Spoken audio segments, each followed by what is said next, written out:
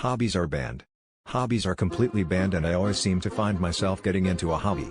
I don't know why, but I end up doing things that I find fun and entertaining without it being a career. I always cross the line of what is a hobby, and when I get myself into another hobby, I beg someone to pay me because I don't want to get in trouble for having a hobby. So begged Carlisle to start paying me for a hobby of mine. This new hobby of mine, I didn't mean to find it, but being alive every day and living in the moment became my hobby. I started to live in the moment and just exist every day, and it became a hobby of mine in which I enjoyed.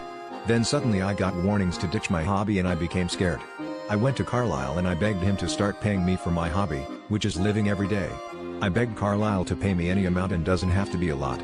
I just needed some income to turn it from a hobby to a job.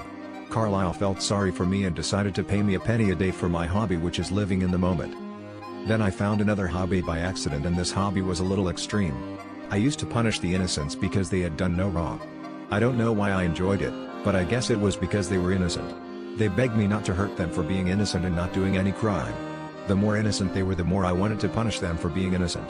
I didn't realize that it was a hobby until I got a warning in the post and a demand to turn this hobby into a job or face consequences. I was panicking again, and once you find a hobby, you can't just stop it, but you had literally got to turn it into a job and get paid. I went to Carlisle and I begged him to turn my second hobby of punishing innocent people into a job. Carlisle was worried about paying me for this, and it might turn him into an accomplice, like a person hiring a hitman. Also, he had to pay me a bit more money to turn this hobby into a job. Carlisle wasn't sure at first, but then decided he will also pay for this hobby, to turn it into a job. Then Carlisle got a warning to let go of his hobby, which is paying me for my hobby.